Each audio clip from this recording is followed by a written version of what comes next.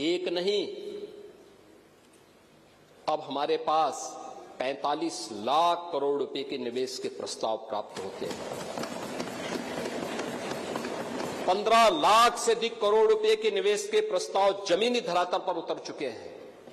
60 लाख से अधिक नौजवानों को इसमें सीधे सीधे नौकरी मिली है और 5 लाख का हमारे पास ग्राउंड ब्रेकिंग कराने के लिए तैयारी है और 5 लाख पाइपलाइन में है।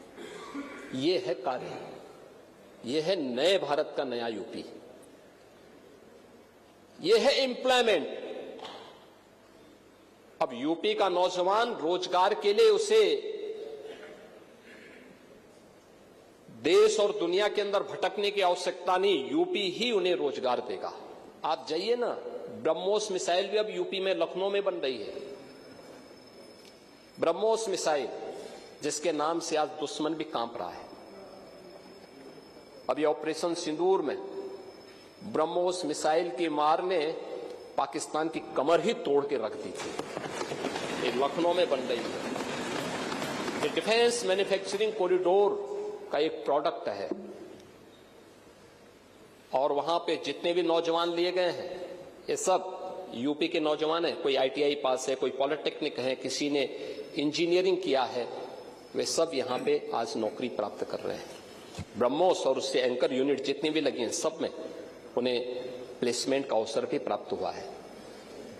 और वेलफेयर की स्कीम,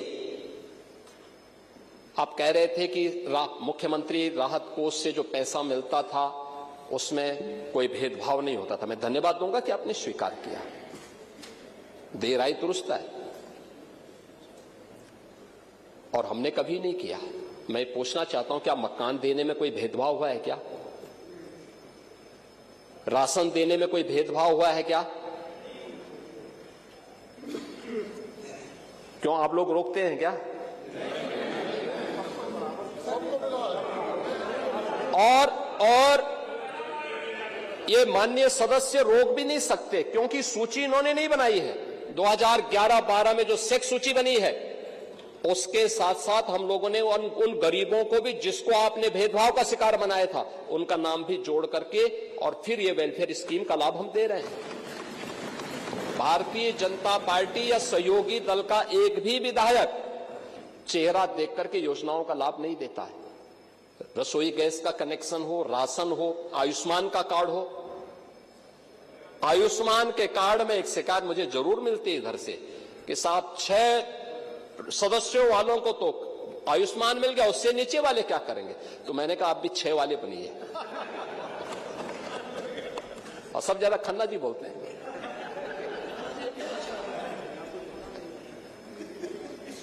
अब आपसे सीखें ना। लेकिन कभी नहीं भेदभाव हुआ है। और ऐसे ही सीएम रिलीफ फंड से पैसा देने में भी ये हमारे लिए पाप है, चेहरा देख करके योजनाओं का लाभ देना। उत्तर प्रदेश की 25 करोड़ की आबादी के कल्याण के लिए, उसकी सुरक्षा के लिए सरकार खड़ी है और बिना भेदभाव के योजनाओं का लाभ देगी। हाँ, उसमें भी दे रहे हैं। अभी त्वरित का पैसा इधर ही नहीं मिला तो उधर भी कहां से? सभी को मिलेगा, सभी को पैसा मिलेगा। और हमने तो पीडब्ल्यूडी में भी मांगा था। देखो, पहली बार पाणी जी कह रहे थे समीक्षा की बात, नियमित रूप से समीक्षा होती है, एक एक विभाग की समीक्षा होती है, एक एक कार्यक्रम की समीक्षा होती है। हर जिले के अंदर वहां का जो सीनियर जनप्रतिनिधि है, माननीय सांसद या प्रभारी मंत्री हर महीने जिले के अंदर जाकर के बैठक लेता है। सीनियर जो मेंबर ऑफ पार्लियामेंट है वहां पर दिशा कमेटी के माध्यम से उन योजनाओं को कैसे इंप्लीमेंट करना है इसकी भी समीक्षा होती है। उनकी रिपोर्ट शासन में आती है, फिर उसको विभागीय स्तर पर आगे क्रियान्वयन किस रूप में होना है इसके बारे में भी कार्रवाई आगे बढ़ती है।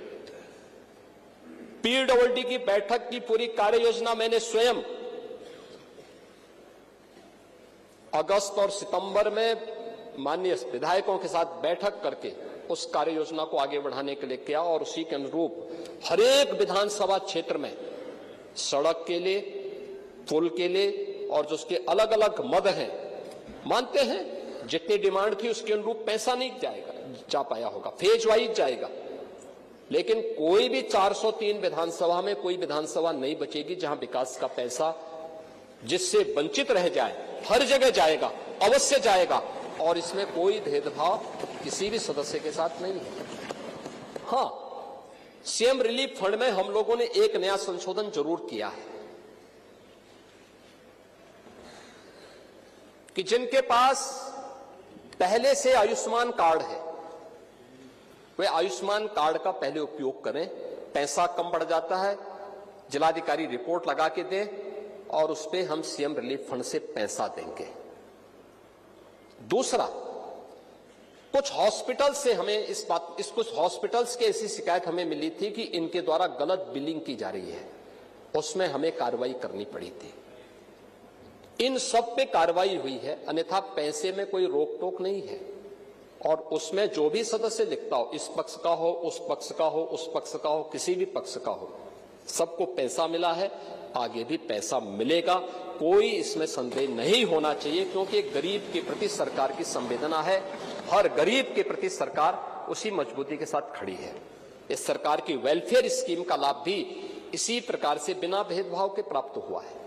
और इसीलिए जब अनुपूरक बजट को देने की बात आई, जब कोई नया मद है, कोई नई चीज हम प्रारंभ करने जा रहे हैं, उसके लिए जब बजट की आवश्यकता पड़ती है और हमारे रूटीन बजट का वो पार्ट नहीं है, तो सरकार को इस प्रकार के निर्णय लेने पड़ते हैं। और सरकार ने उन्हीं चीजों पर कार्य आगे बढ़ाया है।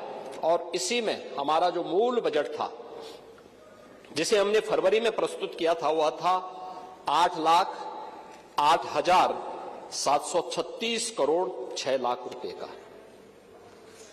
अब उसको 88,000 पड़ रहे थे, वो 8 लाख था। 8 करोड़ था। और हमने जो अपना अनुपूरक बजट प्रस्तुत किया है वह किया है 24,496 करोड़ 98 लाख का।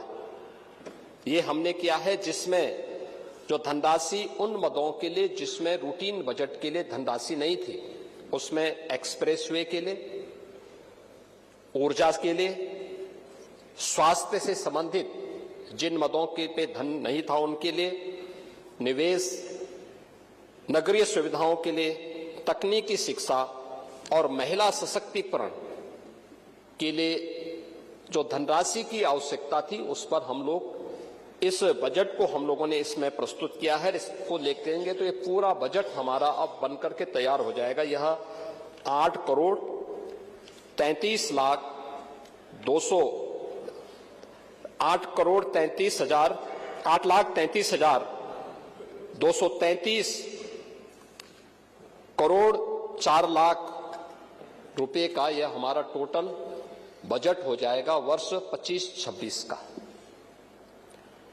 मैंने आपसे इसी बात को कहा था कि हमें रिजल्ट पे ध्यान देना होगा। रिजल्ट क्या है? एक रिजल्ट तो मैंने बताया परसेप्शन के बारे में। ये 4 क्षेत्रों में जो कार्य किए गए, समान रूप से कार्य हुए हैं, उसके परिणाम आपके सामने हैं।